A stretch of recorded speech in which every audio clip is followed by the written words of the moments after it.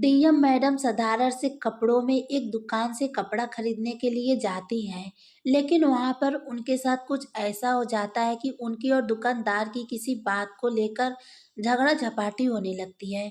और दुकानदार उन्हें धमकी देने लगता है कि आप या तो मेरी बात मान जाओ, वरना मैं पुलिस वालों को बुला लूंगा और फिर देख लेना, आपको जेल की हवा खानी पड़ेगी।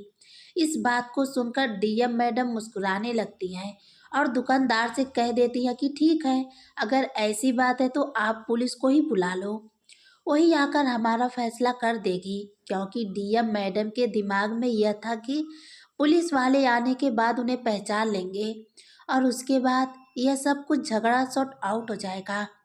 लेकिन जैसे ही पुलिस वाले आते हैं तो वह दुकानदार उनसे कुछ ऐसा कहता है कि जिसे सुनने के बाद वह पुलिस वाले डीएम मैडम को अपने साथ लेकर वहां से जाने लगते हैं। अब डीएम मैडम इस बात को देखकर बड़ी हैरान है कि उन्होंने उसे नहीं पहचाना और उल्टा वह गलत का साथ दे रहे हैं। इसके बाद इस कहानी में कुछ ऐसा होता है कि जिसकी किसी ने कल्पना भी नहीं की होगी। क्या हुआ था इसके आगे की पूरी सच्चाई जानने के लिए आपको मेरी वीडियो को अंत तक जरूर सुनना होगा। तब जाकर आपको यह पता चलेगा कि डीएम मैडम के साथ ऐसा क्या हुआ था, दुकानदार वालों के साथ ऐसा क्या हुआ था जिस वजह से एक डीएम मैडम को पुलिस वाले पकड़कर अपने साथ ले गए। दोस्तों, यह घटना है उत्तर प्रदेश के एक छोटे से गांव के। उनका वहीं पर पोस्टिंग हुई थी, जिनका नाम था रागिनी। और रागिनी अपनी ईमानदारी के लिए बहुत ही ज़्यादा प्रलाचित हुआ करती थी। वह जहाँ पर भी जाया करती ईमानदारी से अपना काम किया करती, तो चारों तरफ उनकी ईमानदारी के चर्चे रहा करते थे। अब जैसे ही उनकी वहाँ पर पोस्टिंग होती है तो पोस्टिंग हुए उनके 4 से 5 दिन हुआ था और दूसरे तीसरे दिन उनके पास उनका छोटा भाई आ जाता है। दरअसल उनके छोटे भाई की शादी आने वाली थी और वह शादी पर अपनी बहन को अपने साथ ले जाना चाहता था। डीएम मैडम का भरा पूरा परिवार है, लेकिन वो फिलहाल यहाँ पर शिफ्ट नहीं हुआ है, तो वे अपने भाई को समझाने लगती हैं। कहती हैं कि भाई, कोई बात नहीं, तुम शादी कर लो, मैं बाद में किसी दिन आकर तुमसे मिल लूँगी। लेकिन उनका भाई कहने लगता है कि नहीं बहन, अगर आप शादी में नहीं आओगी तो मैं बिल्कुल भी यह शादी नहीं करूँगा।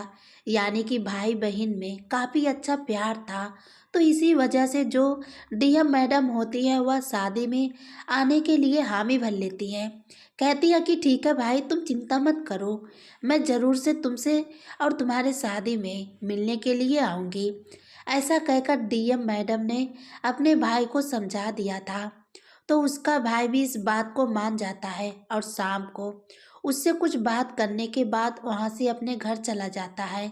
डीएम मैडम ने कह दिया था कि ठीक है, कल शाम को मैं तुम्हारे यहाँ पर आ जाऊँगी, तुम किसी भी बात का टेंशन मत करो। अब इसके बाद डीएम मैडम दूसरे दिन सुबह सुबह उठकर वहाँ पर जाने की तैयारी करने लगती हैं।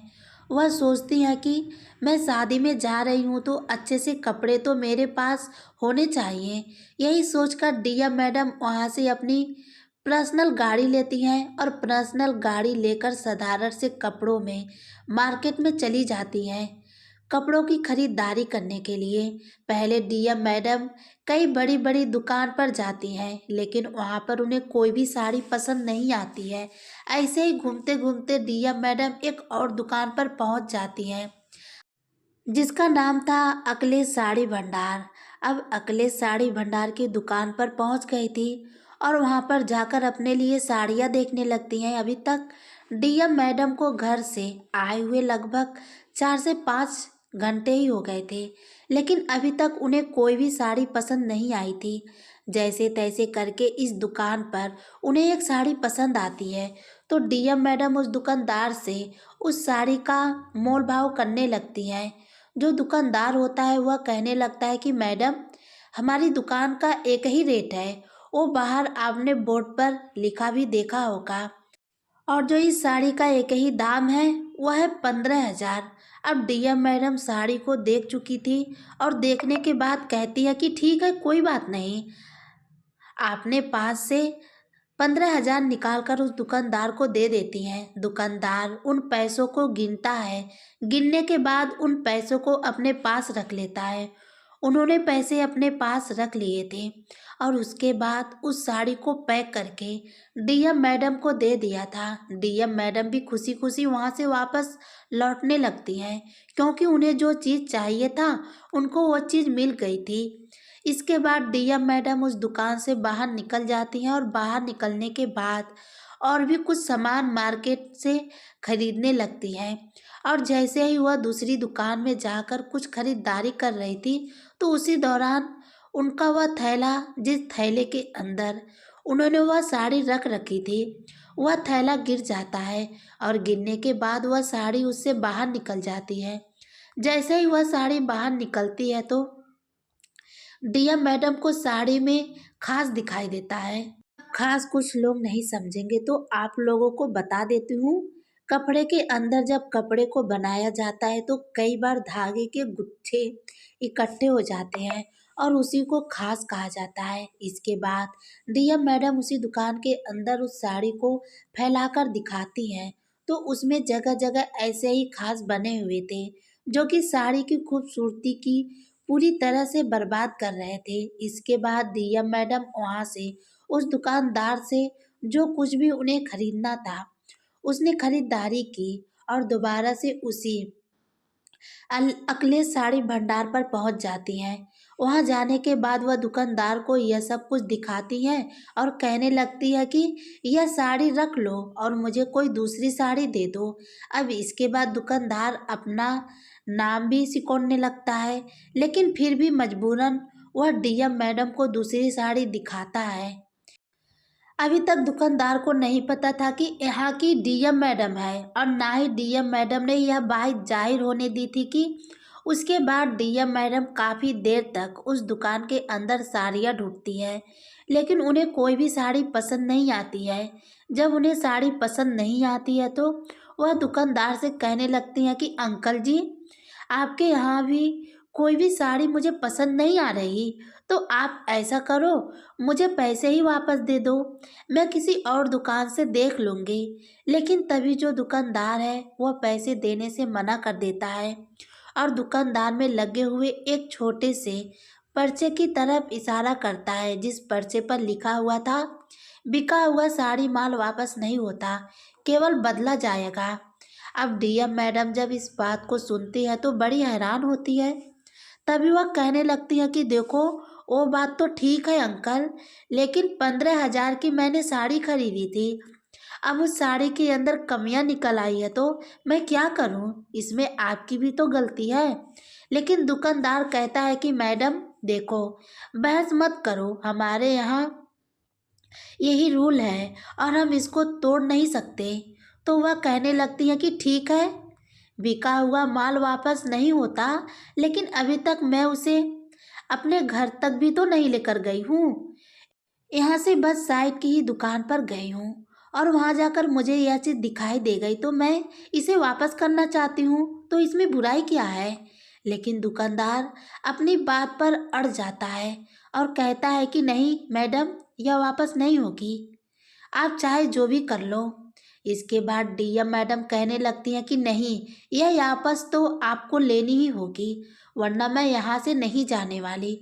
ऐसा कहकर डीएम मैडम वहाँ पर बैठ जाती हैं और उस दुकानदार से उस साड़ी को वापस करने के लिए आग्रह करती हैं और विनती भी करने लगती हैं। लेकिन दुकानदार जब देखता है कि यह महिला यहीं पर अटक कर बैठ गई है और यहाँ से जाने का नाम नहीं ले रही है, तो दुकानदार पुलिस को फ़ोन करने की धमकी देने लगता है और कहता है कि या तो आप यहाँ से चले जाओ, वरना मैं पुलिस को बुलाकर आपको अंदर करवा दूँगा।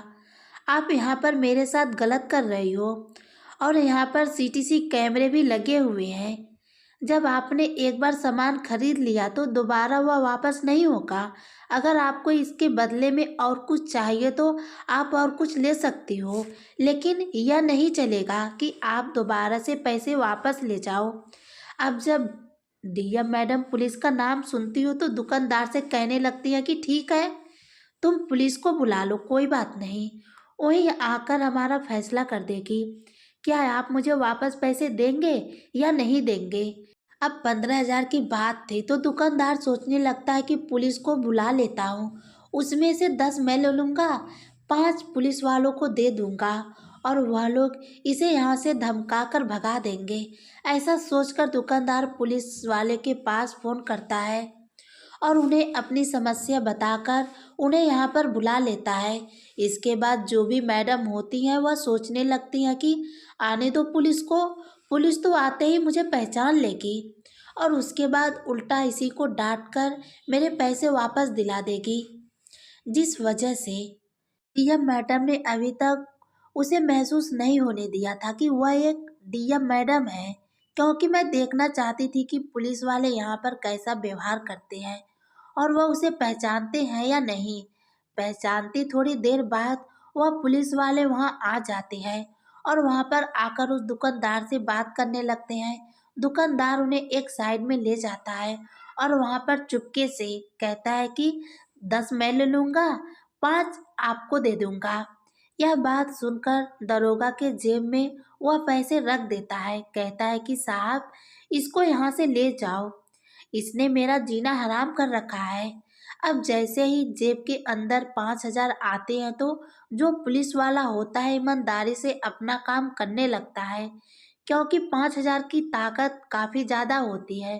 तो 5,000 की वजह से उस महिला से बदतमीजी करने लगता है और उसको धमकाने लगता है।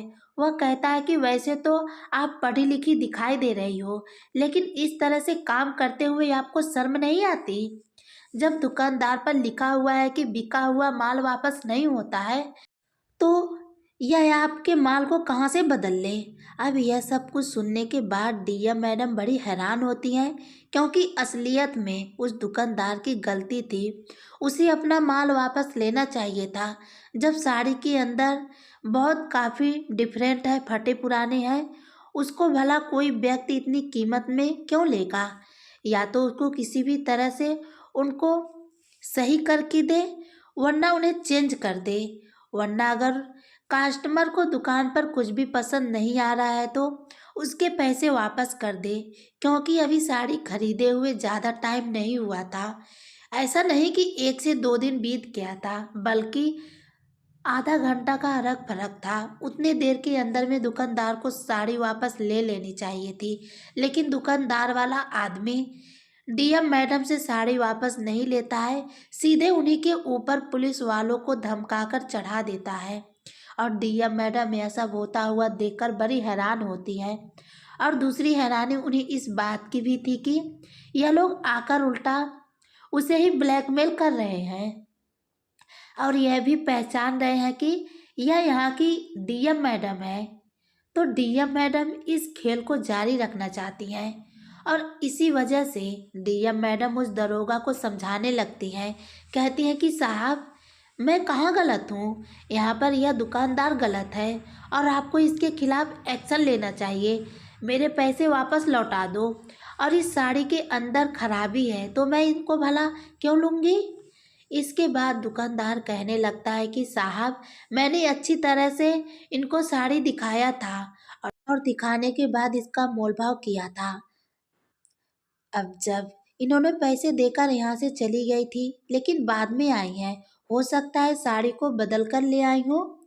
इस बात को सुनकर डीएम मैडम को गुस्सा तो बहुत आता है, लेकिन अभी वह देखना चाहती थी। तभी वो दरोगा कहने लगता है कि साहब देखो, यह वही साड़ी है और इनका ही थैला है। अगर आपको विश्वास नहीं है तो साइड वाली दुकान तक मैं गई हूँ और आप यहाँ से सीसीटीवी कैमरे में इसकी रिकॉर्डिंग भी निकाल सकते हो। अब जो दरोगा है वह जल्दी से जल्दी मामले को रफा दफा करना चाहता है और इसी वजह से वह डीएम मैडम के ऊपर चिल्लाने लगता है। कहता है कि आपको शर्म नहीं आती? देखने से तो आप पढ़ी लिखी लग रही हो, फिर भी ऐसे काम करते हुए आपको शर्म नहीं आई? यह साड़ी बदल दी हो?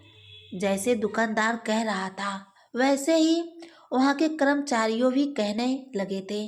अगर आपने ज़्यादा इसको परेशान किया तो मजबूरन आपको मुझे गिरफ्तार करना होगा। यह बात सुनकर डीएम मैडम गर्म हो जाती हैं, लेकिन अब भी वह इस बात को लेकर चुपचाप हैं और कहने लगती हैं कि ठीक है साहब, अगर ऐसी बात है तो आप मुझे अंदर बंद कर दो, मैं भी तो देखूं आप मुझे भला बेमतलब के अंदर कैसे बंद कर सकते हो। अब यह बात दरोगा को चुभ जाती है और उसके बाद दरोगा हवलदार को कहने लगता है कि इसे पकड़कर जीप में बैठा दो, इसे लेकर चलते हैं। लेकिन तभी जो डीएम मैडम है वह कह देती है कि आप वैसे तो कानून के रक्षक हो, लेकिन आपको इतना भी नहीं पता कि किसी महिला को गिरफ्तार करते वक्त एक महिला पुलिस होनी चाहिए और उसके बाद ही आप महिला को गिरफ्तार कर सकते हो। अब यह बात सुनकर जो दरोगा होता है वह और भी चिढ़ जाता है, लेकिन अभी तक वह वहाँ पर थोड़ी सी भीड़ इकट्ठा हो गई थी, तो इसी वजह से दरोगा अपनी फीलिंग पर कंट्रोल करता है और फ़ोन करके वहाँ पर महिला कांस्टेबल बुलाता है। अब जैसे ही वहाँ पर महिला कांस्टेबल आती है तो उसके बाद वह डीएम मैडम को पकड़कर जीप में बैठा लेती है और बाजार के अंदर सभी लोग यह सब कुछ देख रहे थे। अब पुलिस के सामने वाला कौन बोलेगा, यही सोचकर सब लोग चुप रहते हैं और डीएम मैडम को वहां से बैठाकर थाने तक ले जाया जाता है। जैसे ही डीएम मैडम थाने में पहुंचती है तो थाने के अंदर एक पुलिस वाला था जो डीएम मैडम को अच्छी तरह से जाना पहचाना करता था, क्योंकि कुछ दिन पहले डीएम मैडम के यहाँ पर उनकी ड्यूटी थी और डीएम मैडम की ईमानदारी के लिए वो वहाँ पर पूरी तरह से मानी जानी थी। तो जैसे ही वह स्टेडिंग में गया था तो उसी टाइम पर उसे नहीं पता था, लेकिन धीरे धीरे वह डीएम मैडम को अच्छी तरह से जान पहचान गया था और जैसे ही वह डीएम मैडम को थाने के अंदर आता हुआ देखता है तो पुलिस वाले उन्हें पकड़कर ला रहे हैं, तो एकदम से बड़ा हैरान हो जाता है। वह आकर दरोगा को समझाने लगता है, कहता है कि साहब आपने बहुत बड़ी गलती कर दी है और इस गलती के लिए आपको बहुत कुछ पछताना पड़ेगा।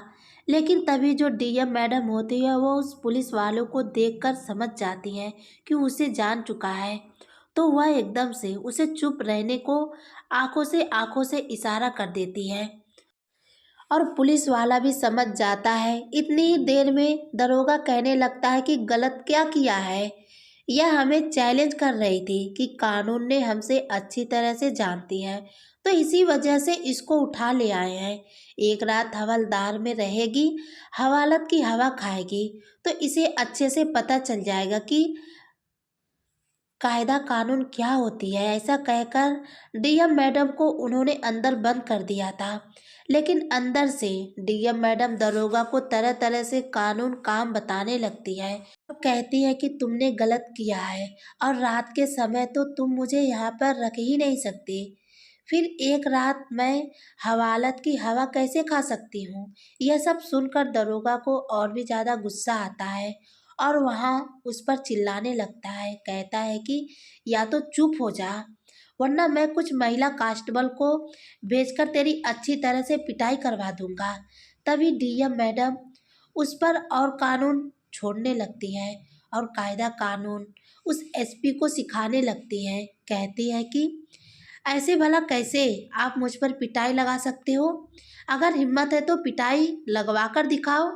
अब जो दरोगा होता है उसका गुस्सा सातवें आसमान तक पहुंच जाता है और यह सब कुछ उससे बर्दाश्त नहीं होता है। पुलिस वाला देख रहा था जो डीएम मैडम को जान पहचान करता था और वह डीएम मैडम को अच्छी तरह से जान चुका था। दरोगा गुस्से में आकर अपनी महिला कांस्टेबल को आदेश देता है और कहता है कि इसे अच्छे से सबक सिखा दो। इसके बाद जैसे ही महिला कांस्टेबल उस लैब के अंदर जाने लगती हैं तो जो एसपी साहब होती है वो उनको रोकती है और कहती है कि खबरदार, अगर एक कदम भी आगे बढ़ाया तो। इसके बाद डीएम मैडम जो कि अपना आई कार्ड अपने हाथ में लेकर आई थी उसे निकालकर उन कांस्टेबल को आगे लटका देती है। अब जैसे ही महिला कांस्टेबल आई कार्ड देखती है तो एकदम से वह सब हैरान रह जाती हैं, बल्कि उन महिला कांस्टेबल के पैरों के नीचे से जमीन खिसक जाती है और जोरदार सलूट डीएम मैडम को मारती है। अब यह सब कुछ देखकर जो दरोगा था वह पूरी तरह से कंफ्यूज हो जाता है।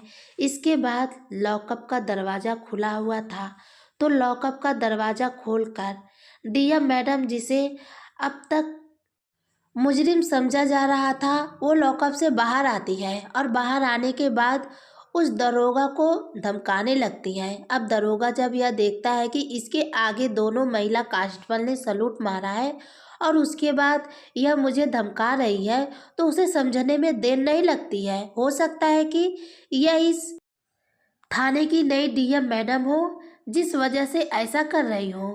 तभी जो पुलिस वाला डीएम मैडम को अच्छी तरह से जान पहचान करता था, वह सभी लोगों को डीएम मैडम के बारे में बताता है और बताता है कि वह कितनी ईमानदार है और अपने काम के प्रति कितनी निष्ठा से किया करती है। इस बात को सुनने के बाद थाने के अंदर जितने भी पुलिस वाले जो डीएम मैडम को अब तक नहीं पहचान रहे थे, वह एकदम से उन्हें सलूट मारते हैं और दरोगा जो होता है उसकी बोलती बंद हो जाती है। वह यह सब कुछ देखकर बड़ी ही परेशान हो जाता है और एकदम से डीएम मैडम के पैर पकड़कर माफ़ी मांगने लगता है। कहता है कि मैडम, मुझे माफ़ कर दो, मुझसे बहुत बड़ी गलती हो गई और आगे से ऐसा मैं कभी भी गलती नहीं करूँगा और जो भी काम होगा मैं बहुत ही ईमानदारी से करूँगा। डीएम मैडम उसे उठाती हैं और कहती हैं कि नहीं, आपने गलती नहीं की है, आपने पूरी ईमानदारी से अपना काम किया है। मैंने वह चीज़ भी देखी थी जब उस दुकानदार ने आपकी जेब में 5,000 रखे थे और सोचा था कि 5,000 में अगर काम हो जाता है तो 15,000 का सामान खराब नहीं होगा। इसी वजह से आपने अपना काम ईमानदारी से किया है, तो आपको माफ़ी मांगने की ज़रूरत नहीं है।